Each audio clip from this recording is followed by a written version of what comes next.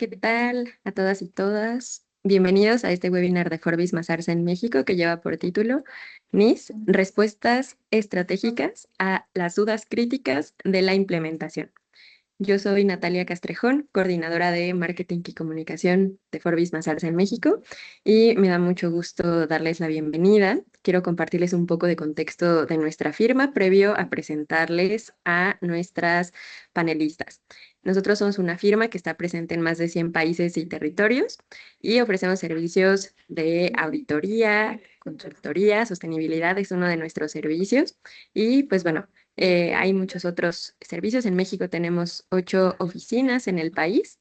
Y pues bueno, hoy nos acompañan Ushuaia Guadarrama, Mariana Almada y Valeria Alvarado. Les compartiré detalles, una semblanza sobre ellas para que tengan este contexto. Y bueno, también quiero recordarles que está abierta nuestra sección de preguntas y respuestas.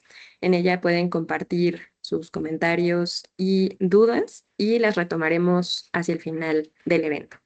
Muy bien, vamos a empezar con Ushuaia. Ella es directora de sostenibilidad con más de 7 años de experiencia en sostenibilidad corporativa. En consultoría ha ayudado a empresas públicas y privadas a cumplir con normativa de sostenibilidad como IFRS S1 y S2 y las NIS, a desarrollar también la estrategia de sostenibilidad y análisis de materialidad.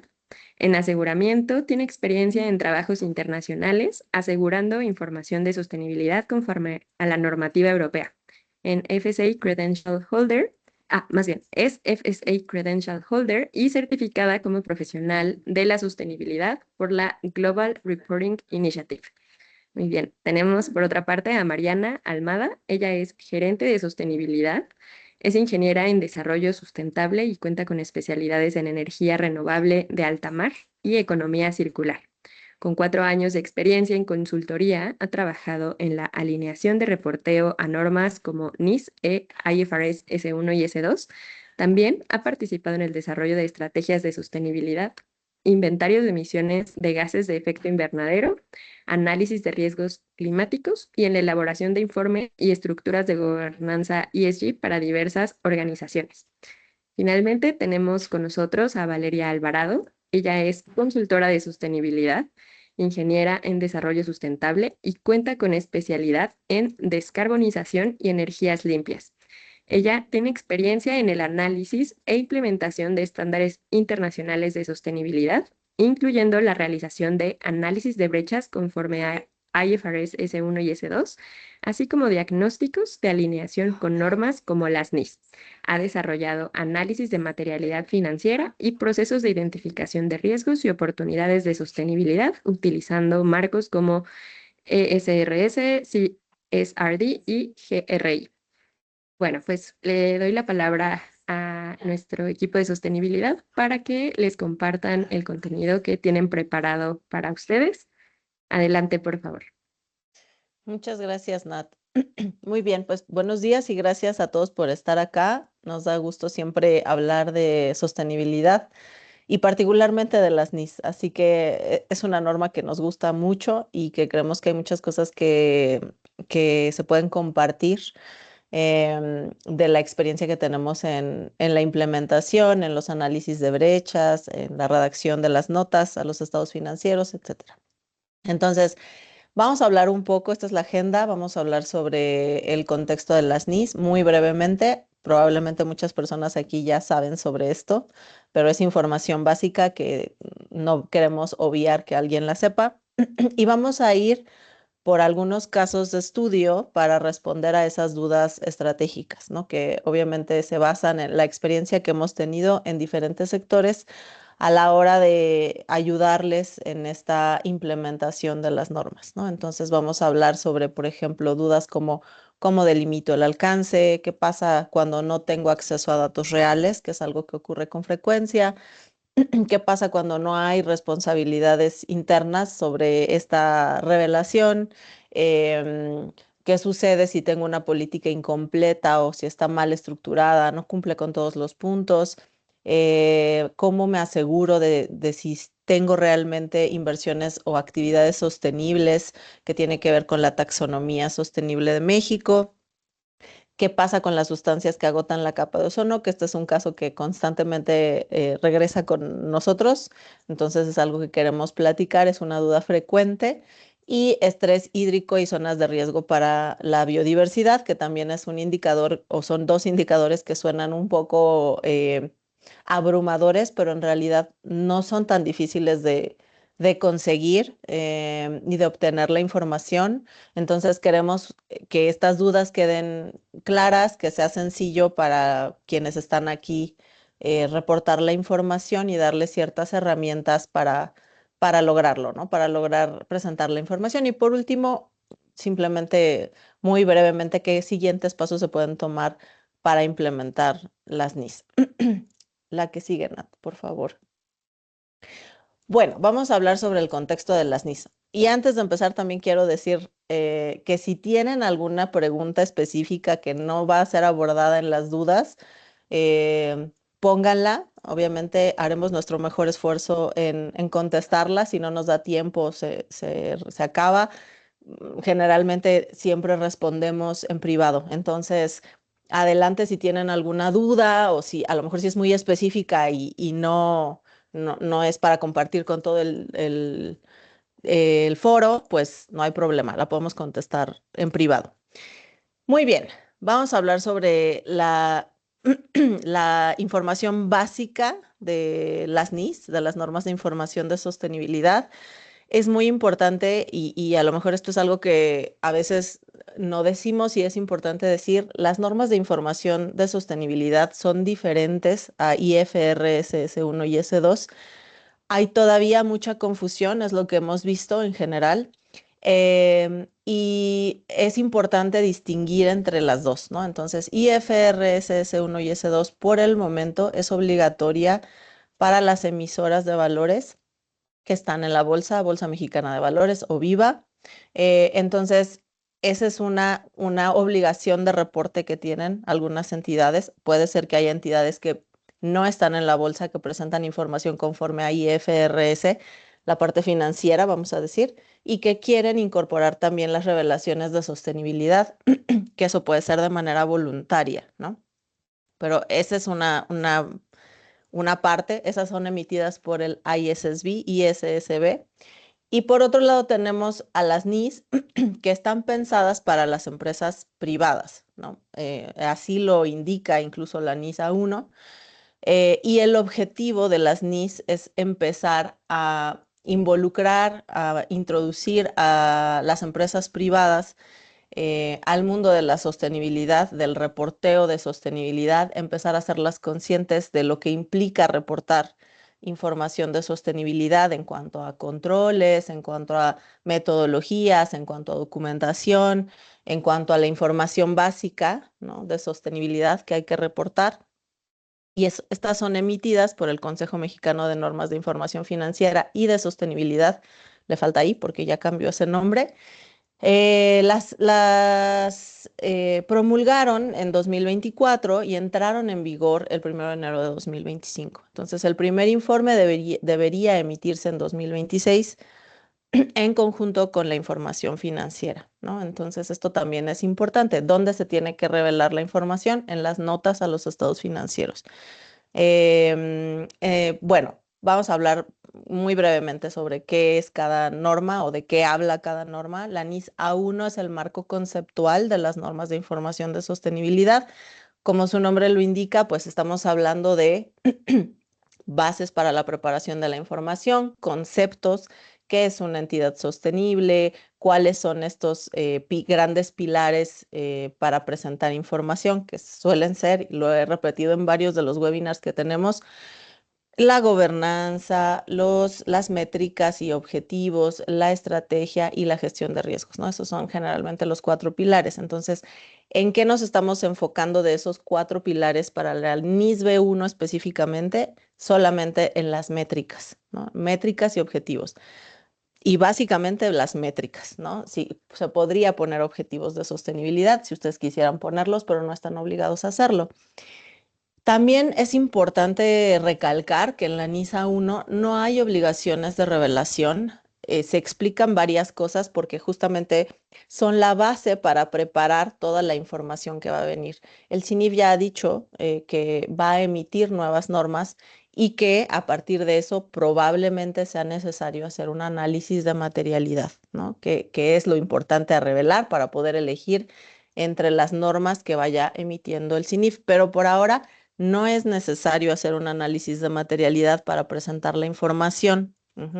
Y básicamente lo que tienen que hacer es revelar los 30 indicadores básicos de sostenibilidad.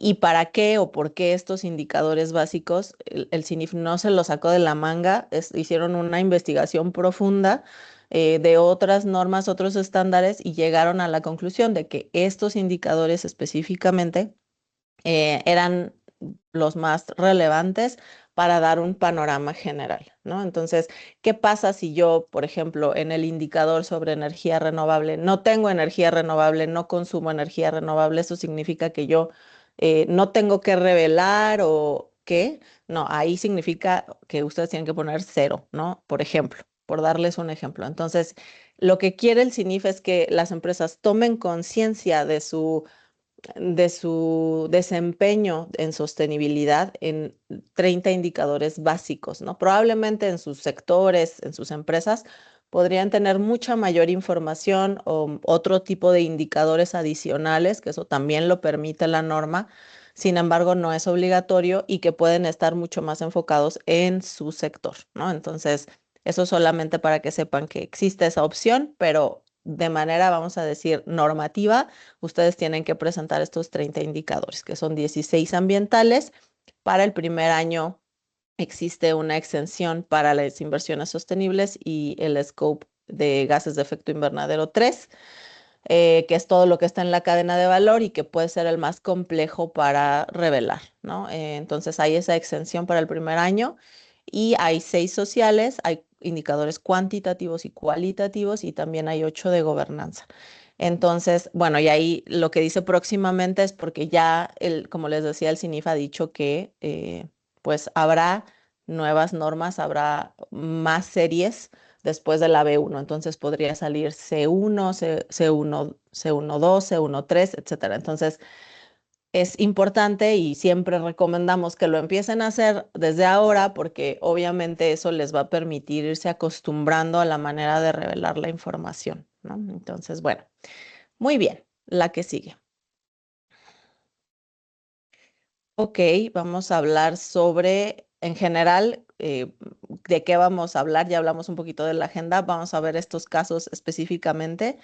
Em, como les decíamos, y ya un poco Nat hablaba sobre nuestra experiencia, hemos tenido la fortuna de trabajar con varias empresas en diferentes sectores muy distintos unos de otros. Y obviamente siempre surgen cosas o casos específicos que hay que reflexionar, pensar, ver cuál es la mejor manera de revelar la información y sobre todo pues fomentar la transparencia, ¿no? Y de manera que haga sentido y que el lector pueda obtener la información que requiere, ¿no? Acuérdense que esta información va a estar en los estados financieros, en las notas a los estados financieros y al final es información que tiene usuarios, ¿no? Que tiene gente que quiere leer. Entonces, estos son los casos que vamos a platicar, como platicamos un poquito cómo delimitar correctamente el alcance. Por ejemplo, cuando existen operaciones o recursos compartidos, eso sucede con frecuencia, ¿no? Que una entidad, por ejemplo, comparte un predio y entonces es difícil saber cómo le hacemos para compartir o dividir o qué se hace en esos casos. ¿Qué pasa cuando no tengo acceso a datos reales? Esto es algo también importante y que también el CINIF aborda directamente en las normas. Em, ¿Cómo asegurar que se puede recopilar la información cuando no hay una clara responsabilidad interna? Esto es un reto que vemos constantemente en las empresas. Sí hay flexibilidad, ¿no? ¿Qué tanta flexibilidad hay en el cumplimiento de los indicadores cualitativos? Que vamos a ver específicamente ciertos casos de políticas, etcétera. ¿Cómo puedo asegurarme de que las erogaciones realmente son sostenibles si es que así lo voy a divulgar? ¿No? Eso también es relevante. A veces no se entiende bien qué es de qué hablamos cuando hablamos de una actividad sostenible. Entonces es relevante también que sea muy claro para que ustedes puedan revelar correctamente y también cómo mitigar errores por omisión en el informe, porque a veces nos hemos encontrado un poco como con la idea de, es que nosotros no tenemos, sin hacer un análisis previo, por ejemplo, no tenemos sustancias que agotan la capa de ozono o no extraemos agua de fuentes que están en zonas de estrés hídrico, ¿no? Y a veces hacer ese tipo de aseveraciones sin haber hecho esa investigación previa, pues puede poner en apuros a la entidad y lo que queremos es decirles cómo se puede evitar este tipo de errores por omisión, ¿no? Entonces, bueno, adelante, ¿no? Bueno, le voy a dar paso a Mar para que empiece a hablar sobre los casos de estudio y ahí probablemente de vez en cuando me apareceré, pero dejo que Mar hable. Muchas gracias, Mar. Gracias, Susi. Perfecto. Ahora sí vamos a entrar en el detalle de estos casos de estudio.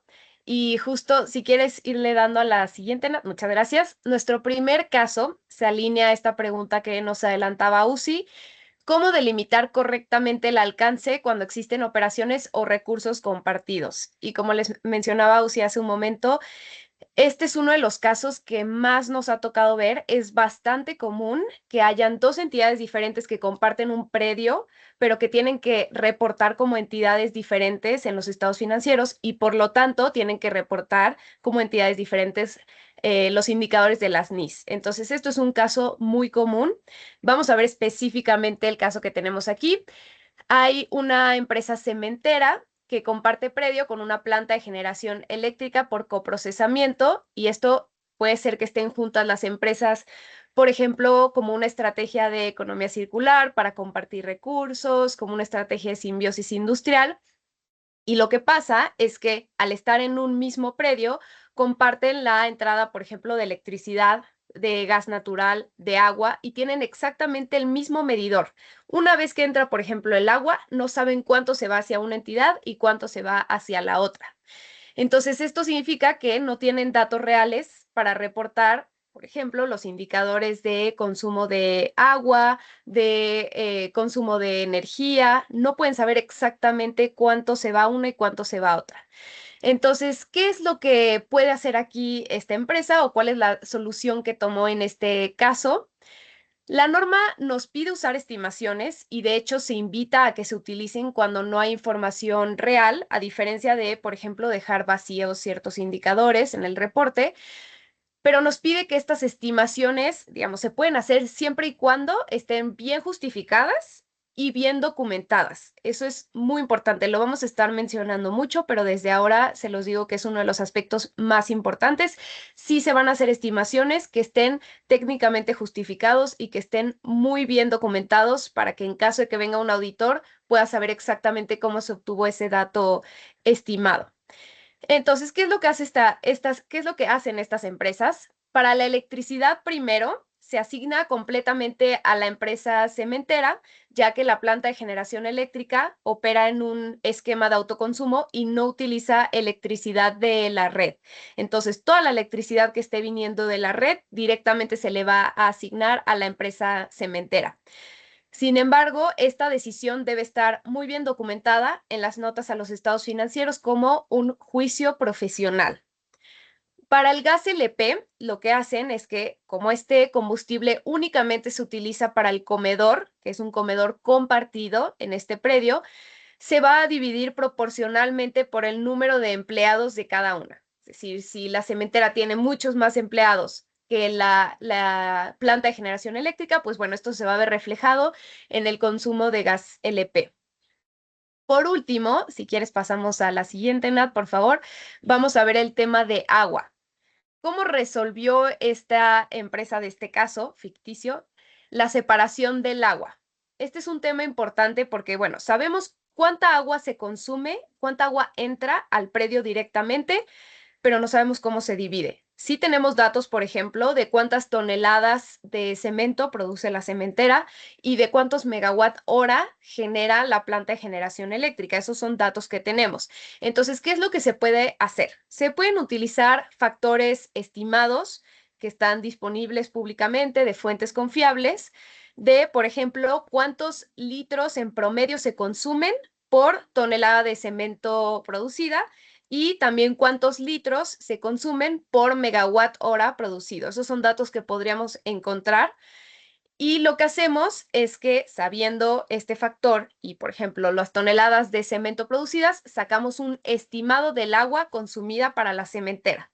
Lo mismo, teniendo un factor de litros consumidos por megawatt hora, multiplicándolos por los megawatt hora de la planta de generación eléctrica, podemos tener un estimado del consumo de agua. Sin embargo, estos no son los datos reales y cómo podemos combinar estos consumos estimados con el consumo que sí sabemos que entra en total para ambas entidades.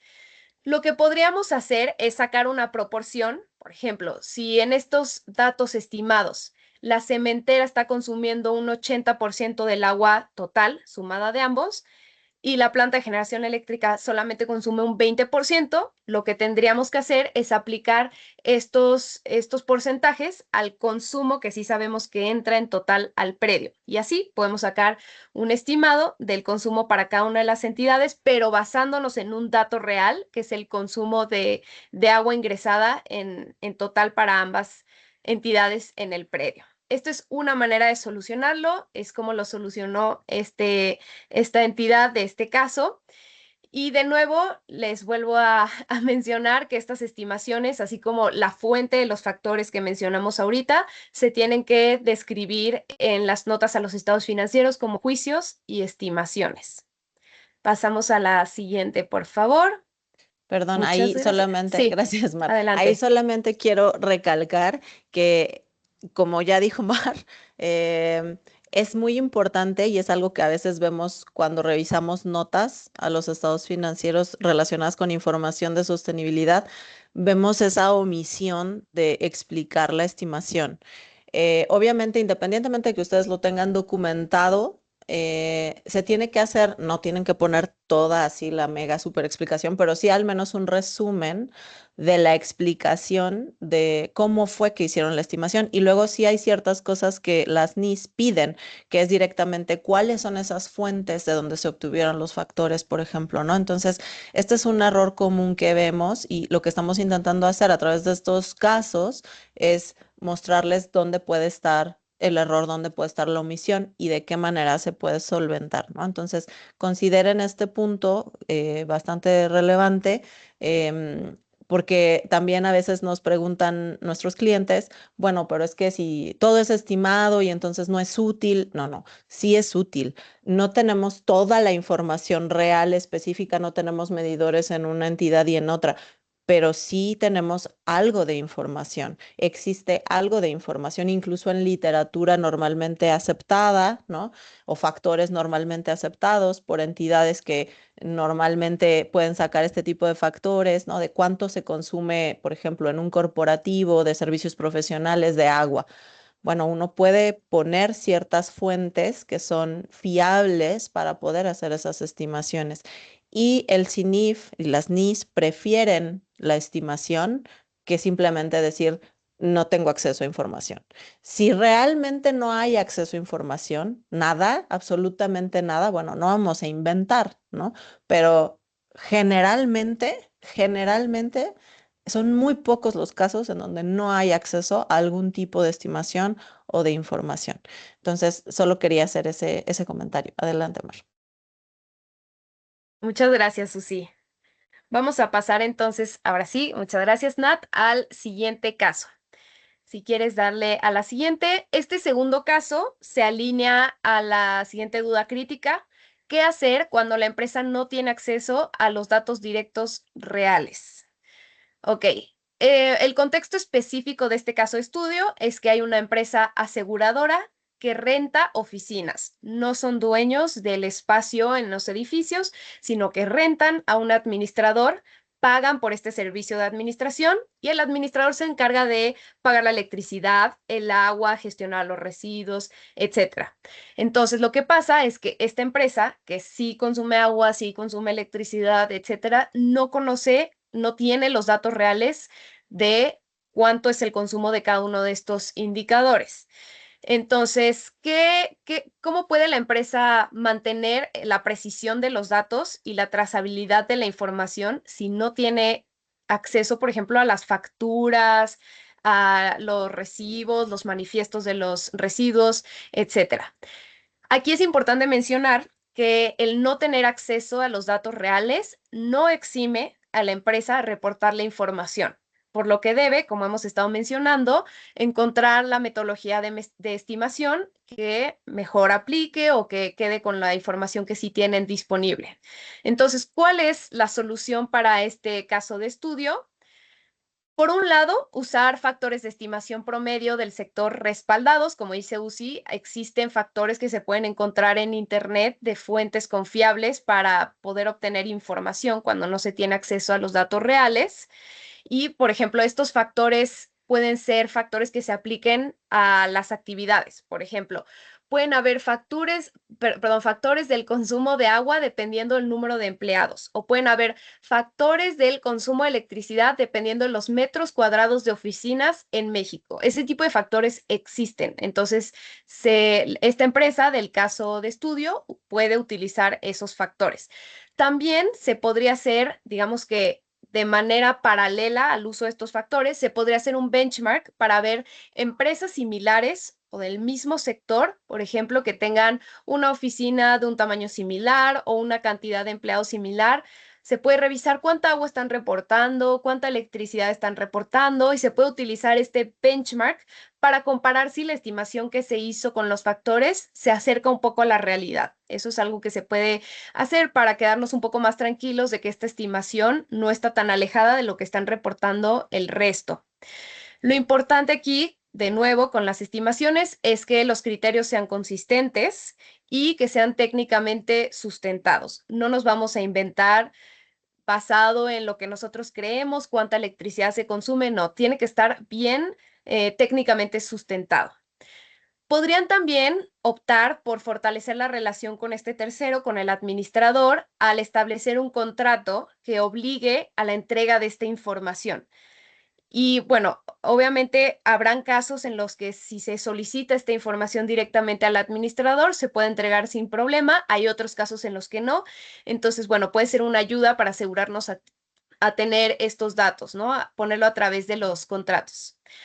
Por último, también como alineado a todo esto que hemos estado diciendo, se podría colaborar con otras empresas del sector para conversar acerca de cuáles son las distintas metodologías de estimación que son más aceptadas y más utilizadas en la industria.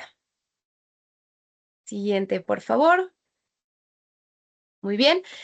Vamos a ir al tercer caso. Este tercer caso se alinea a la siguiente duda crítica. ¿Cómo asegurar la recopilación de información cuando no hay una clara responsabilidad interna?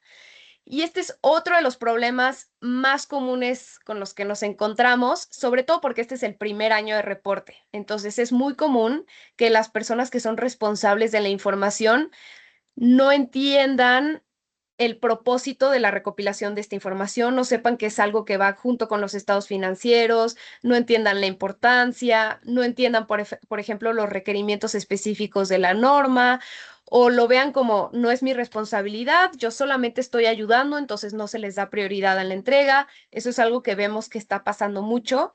Ojalá en los próximos años de reporte que ya estén un poco más capacitados estos equipos, que entiendan hacia dónde va esta información, pues cada vez pase menos, pero por ahora es algo que vemos muy común. Entonces, bueno, vamos a ver específicamente el caso de esta empresa.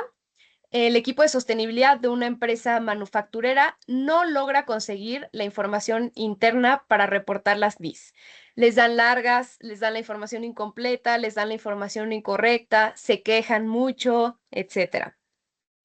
Y esto pasa porque las empresas que cuentan, como les decía, con la información de sostenibilidad, pues no tienen bien asignado este rol no saben que es su responsabilidad, no tienen el contexto y no fueron capacitados en este caso de estudio. ¿Qué se puede hacer? Bueno, primero, muy importante, se deben de asignar las responsabilidades específicas para cada uno de los indicadores. Es decir, por ejemplo, la gerencia de medio ambiente va a ser responsable de estos indicadores. La gerencia de recursos humanos va a ser responsable de estos otros indicadores.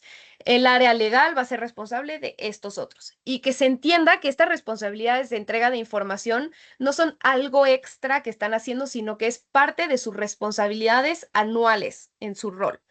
Entonces, eso es lo primero que hay que hacer, porque en caso de que falte la información o que esté incompleta o que esté incorrecta, pues ya sabemos a quién regresar para pedirles hacer las correcciones o para entregar la información. Otro punto muy importante es que se deben de dar capacitaciones y sesiones de inducción a estos responsables justo para explicarles el propósito, explicarles qué información tienen que reportar, cuáles son los requerimientos específicos que pudieran haber para algunos de estos indicadores, cuál es la periodicidad con la que tienen que entregar, si es que tienen que tener algún tipo de sustento o evidencia para los indicadores, cuál es esta evidencia que se está esperando, etcétera. Y por último, poco a poco se espera que se empiecen a implementar procesos formales y estandarizados para reportar esta información, que se debe de reportar de manera anual.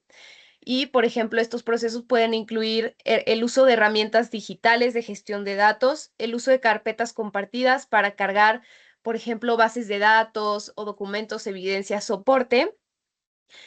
Por ejemplo, utilizar plantillas oficiales. Este es el Excel con el detalle específico de lo que se espera para cada uno de los indicadores. Y este Excel, el equipo de sostenibilidad lo puede mandar a las diferentes áreas para que se lo regresen con la menor cantidad de errores posibles.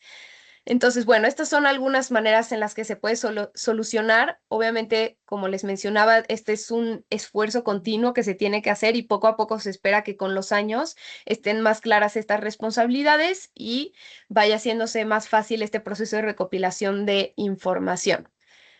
Adelante, Val, te cedo la palabra para continuar con estos casos. Muchas gracias, Mar.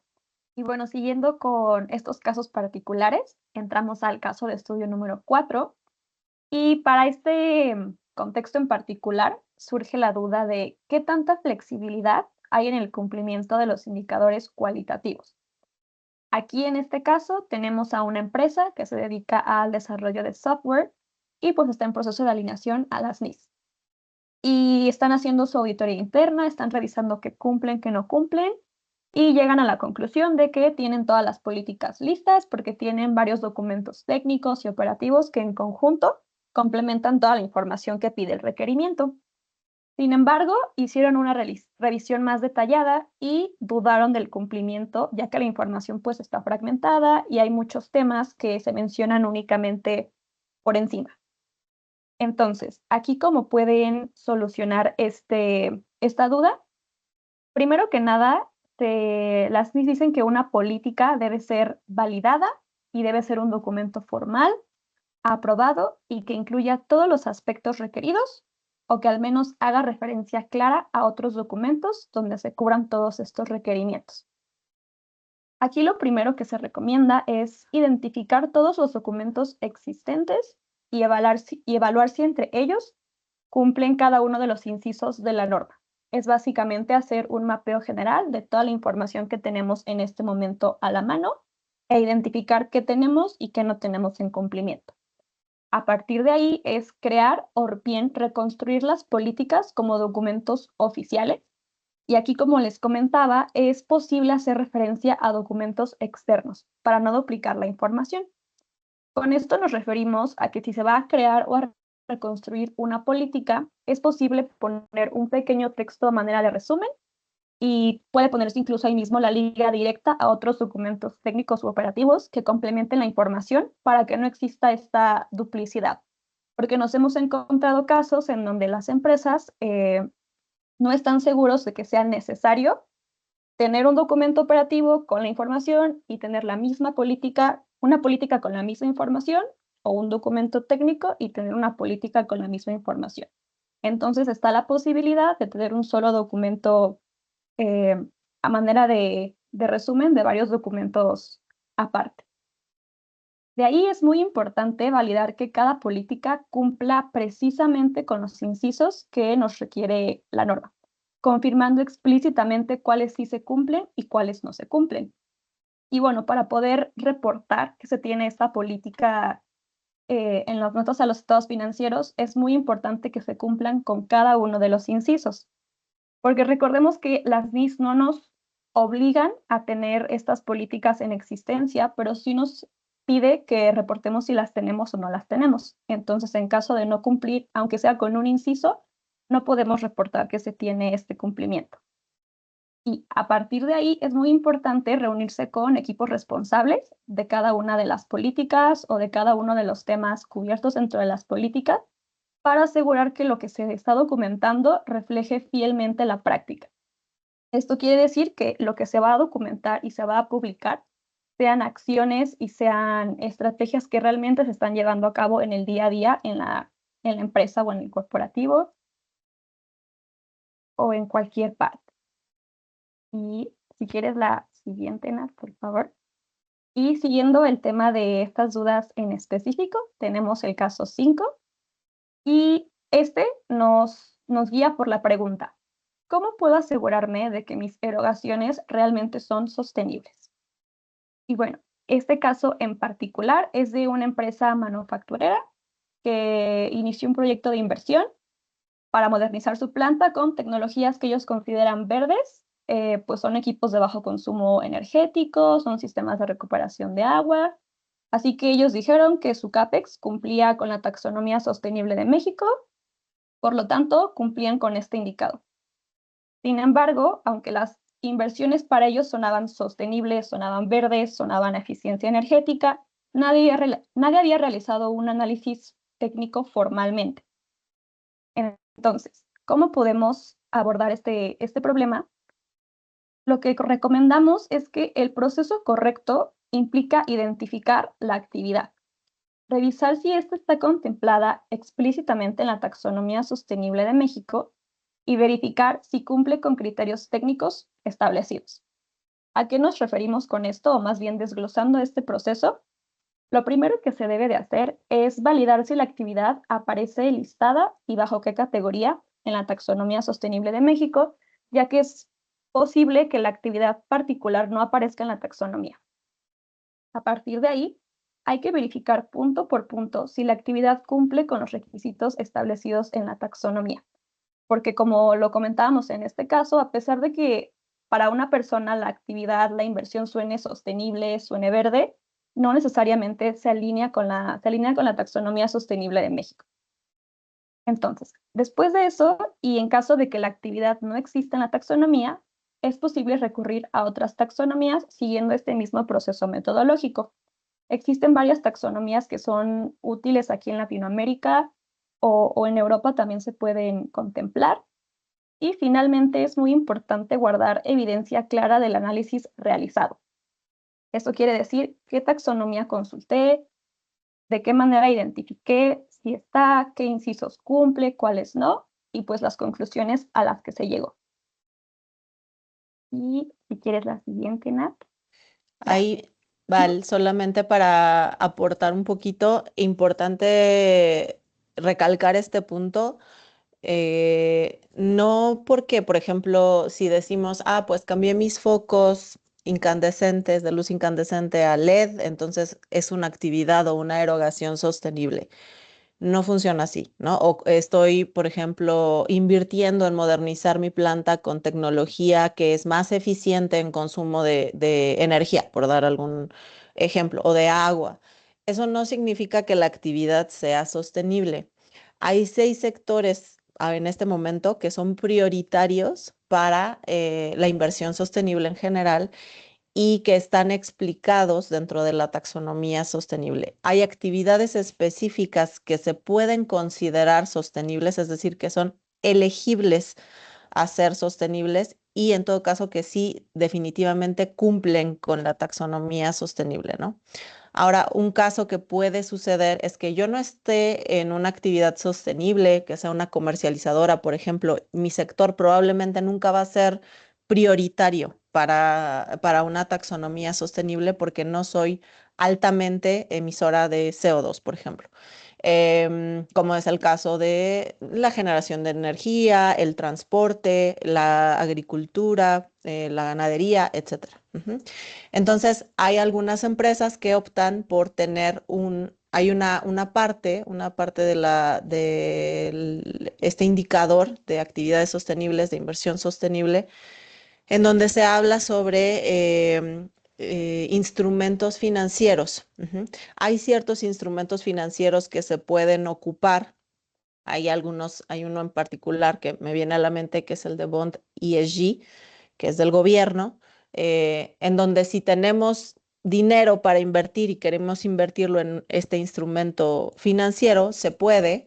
Y a partir de este año, el gobierno ha explicado, está en su página, lo pueden buscar, que está sí alineado a actividades sostenibles conforme a la taxonomía sostenible. Entonces, hay otras maneras de poder reportar erogaciones sostenibles. El punto es, uno, entender que las actividades sostenibles no son solo porque nos suenan sostenibles, porque precisamente la taxonomía lo que quiere es evitar el greenwashing, evitar que uno diga, sí, yo estoy haciendo muchas actividades sostenibles cuando no es el caso. Puede ser que tengamos buenas prácticas, estrategias para confrontar nuestros temas materiales o nuestros riesgos y oportunidades materiales de sostenibilidad, pero eso no significa que estemos bajo una actividad sostenible. Y tenemos esa otra vía, ¿no? Que a lo mejor si tenemos algo de dinero para invertir en la empresa, podría ser que se dirija esa inversión hacia actividades sostenibles a través de instrumentos financieros. Entonces, solamente quería hacer esa aportación porque creo que es relevante para algunas empresas que quizás no están dentro de esos sectores que pueden ser elegibles o fácilmente encontrables en alguna de las múltiples taxonomías que ya nos dijo Val, ¿no? Entonces, solo eso. Muchas gracias, Val. Oh, muchas gracias, Susi. Perfecto, Nat, gracias. Y de aquí pasamos al caso de estudio número 6. Y este se va a guiar por la pregunta, ¿cómo evitar asumir información cuando no se ha realizado un análisis previo? Y en este caso de contexto en particular, tenemos a una empresa que se dedica a servicios administrativos y únicamente opera dentro de sus oficinas. Y están en proceso de implementación de las GIS y el equipo responsable concluyó que la empresa no utiliza sustancias que agotan la capa de ozono, ya que ellos confirman que sus equipos son modernos, por lo tanto es muy poco probable que contengan sustancias que agotan la capa de ozono. Y aparte de esto, tampoco cuentan con la información detallada de los refrigerantes usados, entonces concluyen que no se tienen estas sustancias. Sin embargo, cuando se avanza en la revisión, pues queda claro que esta no tiene un sustento técnico y aquí es donde entran en conflicto. Entonces, la manera correcta de abordar esto es que es necesario revisar el listado de sustancias definidos en el Protocolo de Montreal, conforme a las NIS, y verificar si alguna de ellas está presente en los equipos de esta oficina en particular, por ejemplo, sistemas de refrigeración o cualquier otro proceso, por ejemplo, extintores, en donde podrían estar presentes. Particularmente, el paso número 1 sería identificar equipos de refrigeración y cualquier otro proceso que pueda utilizar estos gases o sustancias similares, como les comento, los extintores. Lo siguiente es revisar las fichas técnicas, las etiquetas al reverso de los equipos, las especificaciones de los refrigerantes, reportes de servicio de mantenimiento o cualquier documento en donde puedan encontrar información técnica del funcionamiento de estos equipos. A partir de ahí, solo se puede declarar que no se usan sustancias que agotan la capa de ozono cuando esta validación esté completa, documentada y revisada por las áreas responsables, la cual normalmente es el área de mantenimiento, la que se encarga de esto. También es muy importante registrar qué sustancias se identificaron, incluso si son sustancias no listadas en el Protocolo de Montreal, es muy importante tenerlas bien identificadas y listadas, especificar cuáles se descartaron y la evidencia utilizada para demostrar que no son sustancias que agotan la capa de ozono. Esto para futuros procesos de aseguramiento es muy importante. Si quieres la siguiente, Nat. No. Después tenemos el caso de estudio número 7, que es más o menos en el mismo sentido. y es cómo evitar asumir información cuando no se ha realizado un análisis previo.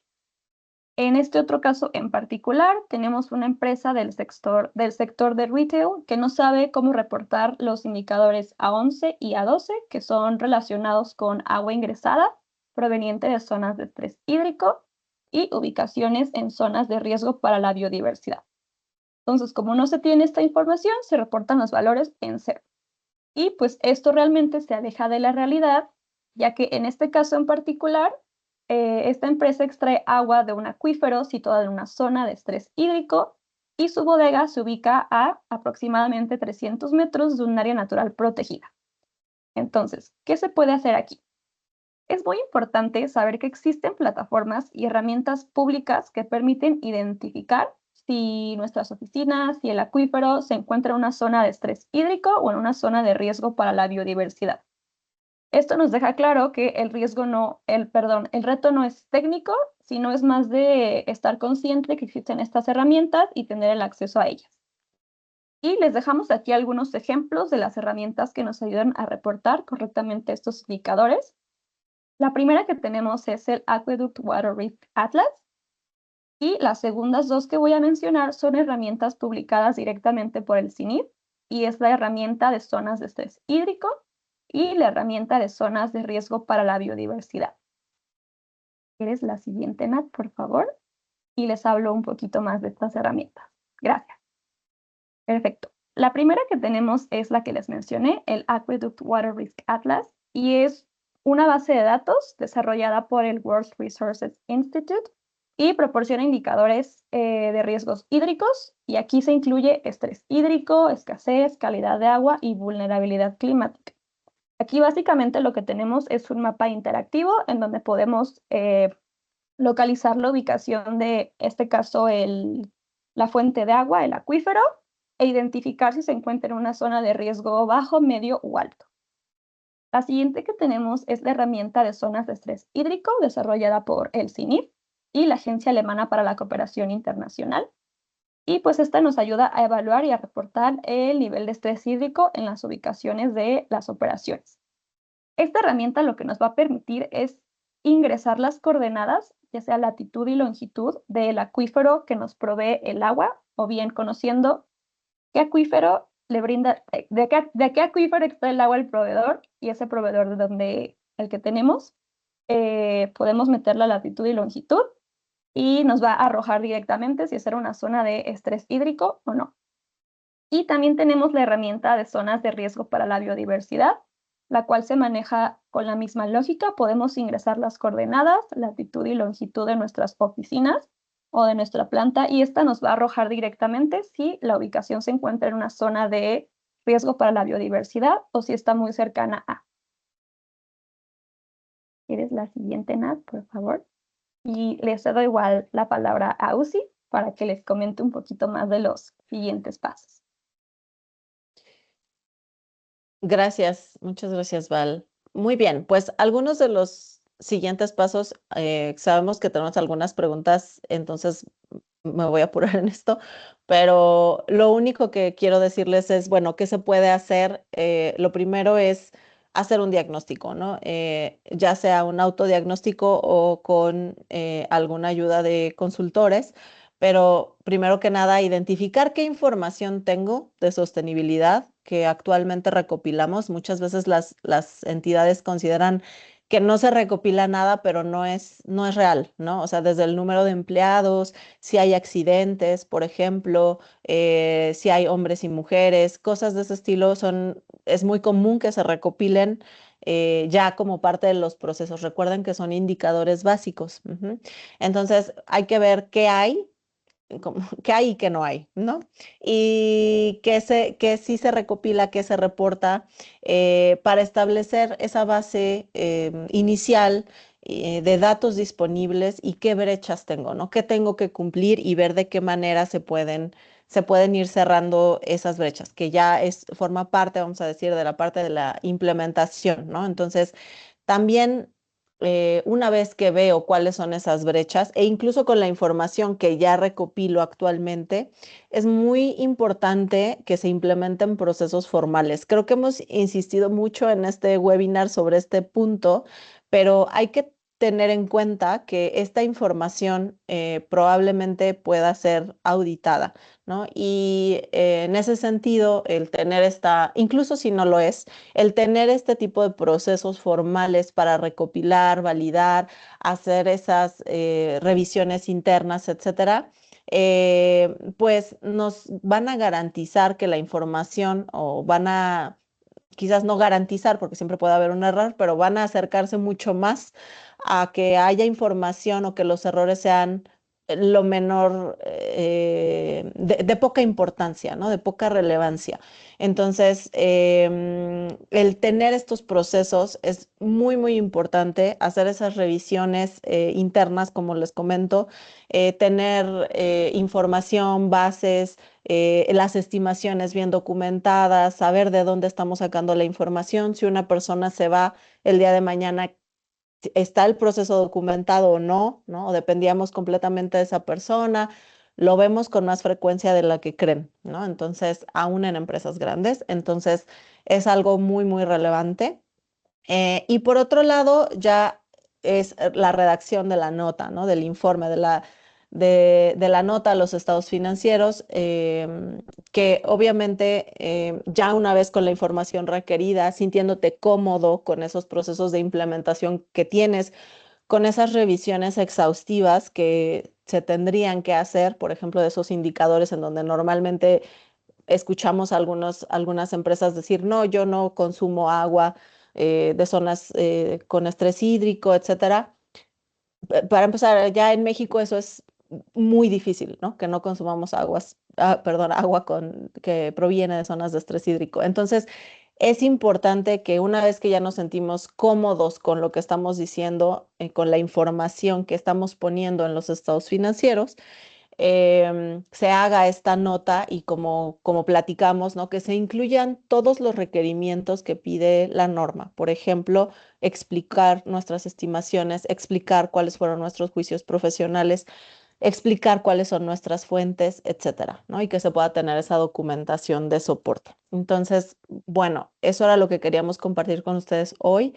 Nat, sé que hay algunas preguntas, entonces si quieres vamos directo ahí y pues invito también a las otras personas que están aquí a hacernos preguntas si tenían alguna duda que consideran crítica y que quizás no hemos respondido a través de estos casos prácticos. Muchas gracias, Susi. Sí, vamos con la primera pregunta. Por ejemplo, para las IFRS S1 y S2, se enmarca su obligatoriedad en las disposiciones de carácter general aplicables a las emisores de valores y a otros participantes de mercado de valores en el artículo 82 bis. ¿Existe algo parecido para las NIS en donde se establezca su obligatoriedad? Muy bien, es una pregunta que también nos hacen con frecuencia. A ver, no, la norma se tiene que poner o se tendría que revelar en la nota a los estados financieros por normatividad, es decir, porque parte del paquete completo de información que vamos a revelar debería de incluir la información financiera. Pero no existe en este momento una ley, una regulación de parte de un regulador, es decir, la Secretaría de Hacienda y Crédito Público, ¿no? Por dar un ejemplo, o la Secretaría del Trabajo o cualquier organismo que podría regular la aparición de esta información en las notas, ¿no? Entonces, no existe algo idéntico, similar, preciso, porque por un lado, aquí estamos hablando de una circular, ¿no? La circular única de emisoras es regulatorio, ¿no? Más allá de que además tenemos que cumplir con la norma, con IFRS S1 y S2. Entonces, son dos cosas ahí. Por el otro lado, en el caso de las NIS, estamos hablando de un ambiente más bien normativo y sobre todo de presión de mercado, ¿no?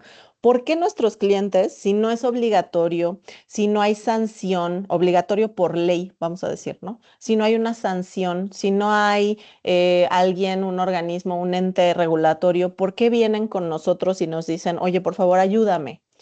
Bueno, hay una serie de razones por las cuales lo hacen, particularmente porque tienen obviamente relación y son parte de la cadena de valor de otras empresas que a lo mejor sí tienen ciertas obligaciones de revelación y proviene la presión de parte de sus clientes, ¿no? Entonces, yo necesito saber qué estás haciendo tú en materia de sostenibilidad y por cierto, ya existen las NIS y por cierto, si incluyes la información, para mí mejor, ¿no? Por ejemplo, es muy común que las empresas más grandes pidan también información a su cadena de valor sobre las emisiones, ¿no? Los gases de efecto invernadero. Y si yo no lo tengo, me puedo quedar simplemente fuera de la proveeduría de estas grandes empresas. Esa es una.